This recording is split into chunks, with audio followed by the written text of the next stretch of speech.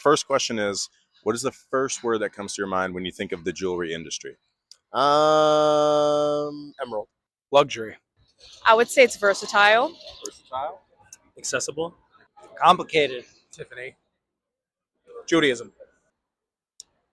Style. Panache. Flair. Ups and downs. You're thinking like of resale value, like Because I think a lot of what happens in the jewelry district and in jewelry in general is that people base like their day-to-day business on what they're going to be able to get for the same thing the next day. Adornment, adornment. Why do you say that? because it's as old as time that we want to set ourselves apart by adorning ourselves. It's tribal. It goes back to since we roamed. How do you decide where to buy your jewelry from? Usually through a point of reference. If somebody, it goes to a friend or a family member, somebody that's a trusted source. Otherwise, I'll go online and kind of just price match.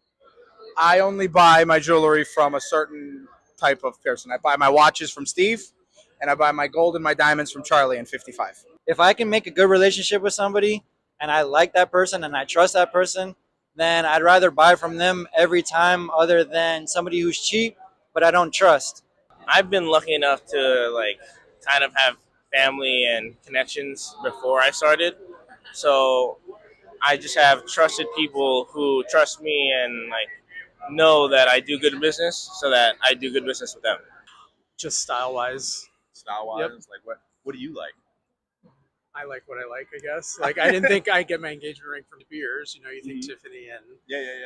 but yeah, I just saw it and I liked it. Most of the time, starving artist vibes. So usually like thrift shops or something like that, just because you never know what you can find. Well, I look for buys. So I also have a cousin back in Brooklyn, so that makes things a lot easier for me. Sometimes word of mouth, like like we had a referral, someone that we work with. She knows somebody who knows somebody that knows somebody. I buy from all over, so mainly from India, though. Really? Yeah. Why? Because of the style? Because I started working in 22 karat gold a long, long time ago, and I really am just really drawn to Indian aesthetics. And when shopping for jewelry, do you prefer online or in person? I do everything online now. Because I've Really? been doing it for so long that I know all the vendors, so I do everything online. You've built like this trust and relationship with the In people. fact, I was backed by an Indian family originally to expand my business, and they encouraged me to work in gold and precious stones when I was fiddling with the cheap stuff. I never buy online, never buy from India, never buy from China. In person. Yeah? Yeah, I like to see what I'm looking at, feel it, like anything, like dating it. In person only. I would never buy jewelry online. First of all, I never buy it online. I hate buying it online. It doesn't make any sense for me to buy it online. You have to see it. You have to feel it. Both. Both? Yes. Why? Like what makes the difference? Online, I've seen it in person. I know what I like, and then I can just order it there. But if it's something new and I haven't really laid eyes on it, do it in person. In person, 1,000%. In person, yeah. I want to see it. Yeah. Everything in person. I don't like online. I'm really a 20th century guy. You don't buy anything online. There's no room for negotiation. Yeah. No, I like that. That's a different set angle. price, you know what I mean? 100%. It's a set 100%. price. Do you trust the businesses that you purchase jewelry from? Yes, of course I do. They'll tell me firsthand if there's anything up with anything I buy. You know what I mean? I've been buying for a decent amount of time that the feeling of like being skeptical kind of is gone already. So now like I can go and have trust in the businesses that I do go to or am recommended to. I want to have a sense of trust. I would never blindly put a large investment into a stranger without having some sort of comfort level. I came over here for my engagement ring out of reputation, the Diamond District. They gave me a presentation. They put me in a room. They gave me champagne. It was a whole thing. So it's a trusting aspect of it. You kind of don't ask those questions that we're kind of learning today, right? If I didn't trust him, I wouldn't do business with him. But you must always be careful. For instance, if you're selling something, don't take the first offer. I've sold a lot of jewelry, a lot of very expensive things in my lifetime for my estate. I mean, I trust the ones I purchase from, but I wouldn't be able to speak to the larger business at hand. I think there's obviously a huge amount of overinflation, like in any fashion industry. You know, we've got to go to the good old antiquities to get the really good stuff. I just remember there's this movie. It's called Blood Diamond. Mhm. It's with Leonardo DiCaprio. Yep, and yep. I remember seeing that movie, and in that moment, I was like, when I get married, may my husband not buy me a diamond ring. Okay, what are your thoughts on treated versus untreated gemstones? Treated versus untreated. I'm not very familiar. Untreated, best. Treated, looking too fancy, too shiny. Okay, so it would depend on the mineral. It would depend on the jewelry, whether or not it's an aesthetic improvement, or you go for the natural. I'd rather buy a gemstone that's treated than a lab gemstone. Why do you say that? Oh, treated over lab. Yeah, I'd rather buy something that's treated than something that's lab.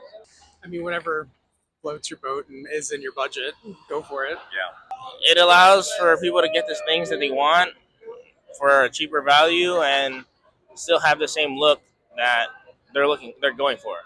Is anyone getting hurt by this? Hurt by the treatments, or is this like blood gems or some shit, like blood diamonds or something? There's nothing wrong with treating gemstones. Like, you can get something as beautiful as that, and it's just heat treated, and it's maybe a quarter of the price. what are your thoughts on lab-grown gemstones versus natural gemstones? I have no idea. Natural, And why? because it's worth more money. You buy jewelry for one reason, for the worth. You buy gold and diamonds for what they are worth. If you want to look like a baller, you buy lab. If you are a baller, you'll buy natural. If they don't have it to spend on a natural diamond, don't buy lab. Buy a cubic zirconia. Really? That's how I feel. It's all the same. Can you tell the difference between a diamond, a cubic zirconia, and a lab diamond? No. But just the diamond is worth more. Yeah, so you're thinking about like the lab-grown versus natural from like a point of reselling. Well, I'm going to explain something to you. I'm gypsy. Okay. It's all about what it's worth. Yeah. It's all about what it's worth. That's all it'll ever be. Okay. You understand? You don't buy something to lose 20 grand. You buy something to wear it. If you want to trade up, you got trading value. You got power. If you're buying it for the sake of aesthetics, then do what you want. I don't really have too much of a problem with it as long as I understand that I'm buying lab. If I'm, led to believe otherwise, and then it comes out the truth, I'd be upset about that. Yeah. But I think it creates an interesting aspect in the market that makes it a little bit more tangible. But in terms of diamonds, they're meant to be perfect, right? Like, you try to strive to be the most perfect, right? So my personal rule, anything over 1.5 carats, 2 carats, go lab. Why spend all the money? As long as the lab gems don't exceed the price of the natural gems, that's where it would become an issue, right? Yeah. Like if it's lab made, you would want a fraction of the price. I mean, I don't really have a big opinion either way, but I think a lab stone is perfectly fine and much more affordable. And if everybody's heart is set on a diamond, I say you're going to get a much more beautiful ring, and you can also buy a house. A zebra is a zebra in Africa or in the zoo in the United States. That's one of my favorite responses. I love that. It's almost like talking about vegan against like meat eating. I don't know. Yeah, that's a cool comparison. Yeah. Actually, yeah, It feels like popped into my all head right. a few times during, because like thinking of like eating a meat from a lab and eating a meat from oh not from a lab. hell no, I ain't eating no lab meat. Do you think your opinion might change a little bit when thinking about something like an engagement ring, right? Something with more sentimental value. Yeah, certain pieces I think have a reason to be about being natural or like keeping like the lab grown stuff out of it because of like the emotions behind it. Ask a girl if they're like, it has to be natural. It has to be natural. And then some people, they don't care too much. So it really depends on the person. About the lab versus natural, does your Yeah. opinion change at all when thinking about something like an engagement ring? No, because I think everything at the end of the day should be about sentiment. I think if you're putting your value on the value of something in terms of some supposed market value, you're already entering from a bit of a strange Yeah, entrance point. slightly right? vapid. I think so. That should not be the marker of love or intention. No, there's many other things that are more important than the size of or whether your ring is lab or not. Yeah. Do you have any final thoughts about the industry as a whole? Anything maybe the market or the consumer should know? Anything that maybe the industry could do better on? I would say if you're looking into buying, it's the same way you would research a car. You don't want to just go and be like, oh, I want this. Okay, this is the price. Let me buy it now. The diamond industry, like whenever you're trying to buy something, they're gonna give it to you for like the cheapest price, and then you buy it, and then next thing you realize, and I'm talking about natural, by the way, and then you try to sell it again, and then you realize they're offering you maybe like a 3/4 of what they said was the best price you could ever get. I think this whole modern day engagement ring thing is stupid. I mean, if you go back to the Victorian days, they were very frugal, little pearl rings, little ruby rings, and now somehow we've got fucking disco ball on our finger. And also you have to believe and have bought into this myth that the diamond somehow sits above every other gem that was ever known to mankind. They've had really good give marketing. me a beautiful tanzanite See, she knows. you know.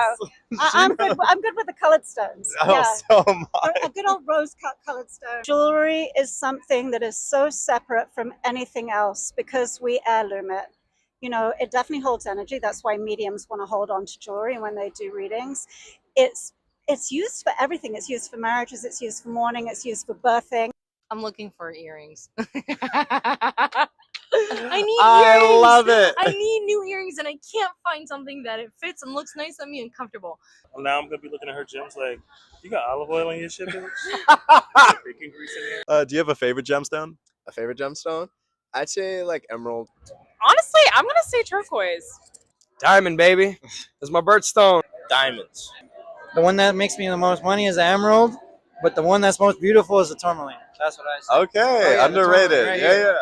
yeah. I do love tanzanite a lot, but I just so love emerald. Yeah. I love a light emerald. I'll Yeah. take that any day over a diamond. The one What's without the shade? oil in it. The one without the oil. Yes, diamonds. Why is that? Diamonds are forever, and they're a girl's best friend. Fair enough.